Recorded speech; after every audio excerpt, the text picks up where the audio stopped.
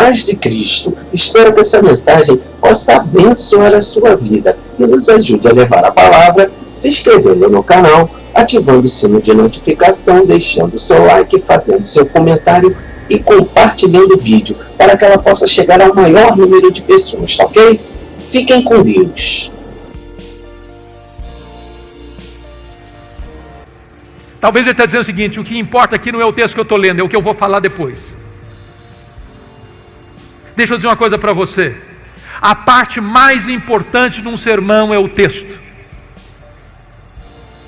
Porque só vai ser sermão se ele expor o texto que ele leu. Então é uma recomendação: leia o texto uma vez, 5 vezes, 10 vezes, 20 vezes. Leia, leia, leia. Deixe que esse texto entre em você. Se possível, decore o texto. Leia com entusiasmo, leia com vibração, porque quando a pessoa vê você ler o texto e diz: esse homem tem alguma coisa para nos dizer. Segunda coisa, segundo verbo: explicar o texto. Calvino dizia que pregação é explicação da Escritura. A não ser que você explique o texto, você não pregou. Você conhece aquele tipo de pregador que lê o texto, vai embora do texto e nunca mais volta para o texto? Ele viaja, faz viagens internacionais e espaciais. E você pergunta: meu Deus, mas por que ele leu esse texto?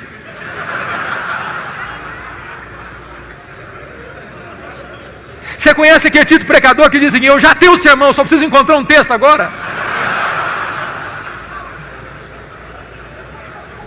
O sermão emana do texto. O sermão é a explicação do texto. E por isso nós temos uma palavra técnica que os pastores conhecem, que é exegese. Exegese vem de um prefixo ex, que significa tirar do texto o que está no texto. Cave o texto, descubra o texto, veja o que está lá. E às vezes nós não encontramos essas pepitas de ouro na superfície, é preciso cavar. Esse é o papel do pregador: ir para o texto, perguntar ao texto, mergulhar no texto, descobrir as riquezas do texto, trazer isso à tona. Sabe, irmãos, quando a igreja se acostuma com pregação expositiva, ela não quer mastigar palha mais. Depois que ela descobre a riqueza da Escritura, ela não tolera mais escutar sermão que não seja focado na Escritura, que exponha a Escritura. O contrário de exegese é eisegese. Exegese tem o prefixo eis, significa colocar lá o que não está lá.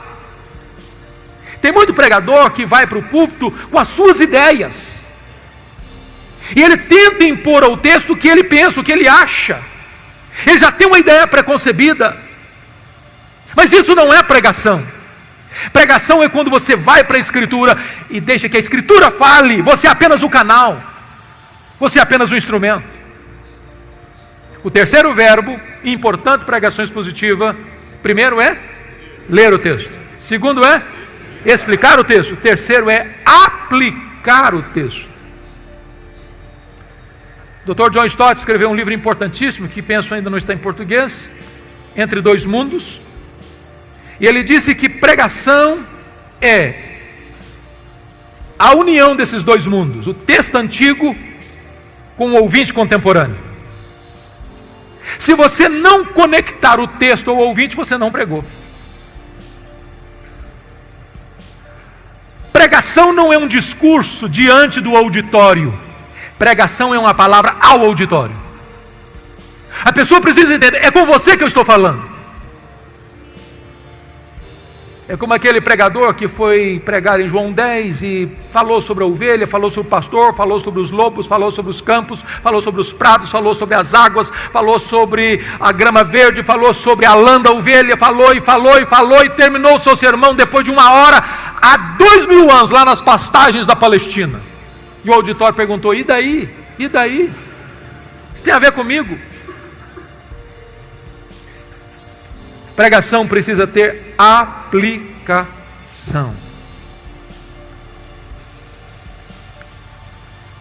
E aqui é importante uma coisa: se você não interpretar corretamente o texto, você pode ser herético na aplicação. Você pode proibir em nome de Deus o que Deus não está proibindo. Você pode fazer promessas em nome de Deus que Deus não está fazendo. Você se torna um falso profeta, um falso mestre, um falso pregador. Haddon Robson escreveu um livro importantíssimo e ele trabalha sobre esse assunto, falando da heresia da aplicação. Quando o pregador não interpreta o texto, ele se torna herético na hora de aplicar o texto.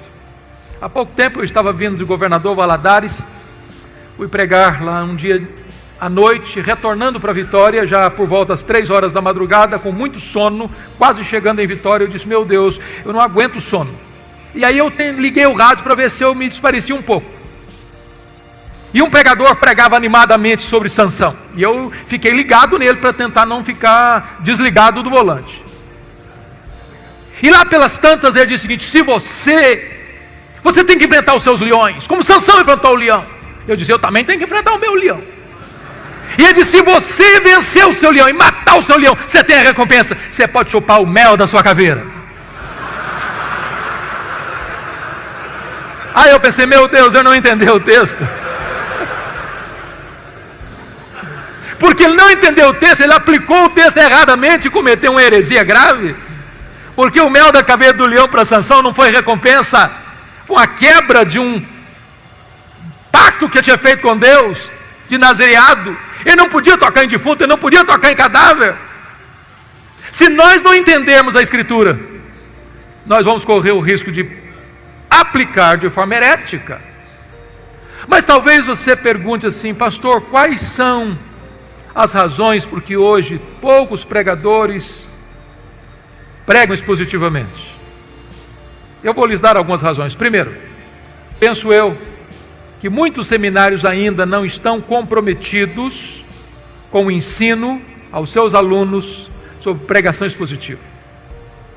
Eu fiz seminário há 30 anos e na minha época não se aceitava pregação expositiva. Quando um aluno tentava fazer um sermão expositivo no púlpito, ele era criticado. Talvez porque não entendêssemos bem o que era pregação expositiva naquela época. Mas é triste como se dá pouca ênfase à questão da pregação ainda nos currículos dos seminários. Somos mais treinados a defender a Bíblia do que pregar a Bíblia, como se a Bíblia precisasse da nossa defesa. Olhe os currículos. Se a maior tarefa do pastor é pregar a palavra, isso deveria refletir no currículo dos seminários. Passamos sobre esse assunto como o gato passa em cima de brasa. Segunda razão por que poucos pregadores pregam expositivamente é porque muitos pastores têm uma biblioteca sofrível. Eu tenho visitado muitos pastores, colegas, e uma das coisas que eu gosto de fazer é visitar a biblioteca do pastor. E tem hora que eu fico chocado, porque eu vejo alguns poucos livros já amarelos de tanto tempo, empoeirados, e eu penso assim: ou esse colega é um fenômeno, ou ele está dando uma sopa rala para o povo. Queridos irmãos, é impossível pregar expositivamente sem estudar seriamente. Impossível.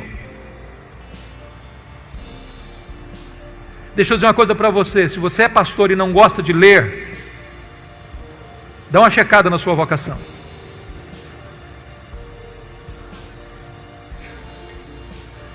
Eu estou falando para líderes aqui, que não são pastores, e eu queria dar um conselho, se eu posso.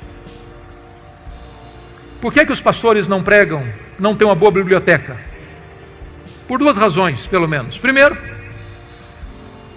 porque o salário pastoral, em média, não é aquelas coisas tanto não. Quando um pastor às vezes empata o jogo para comer, eu já é um herói. E aí não tem dinheiro para comprar livro. Graças a Deus, porque nessa conferência vocês têm livros com ofertas especiais.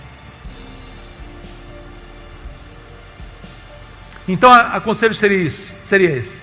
Se você é líder de igreja aqui, quem sabe você consiga lá na liderança votar uma verba para o seu pastor comprar livro todo mês.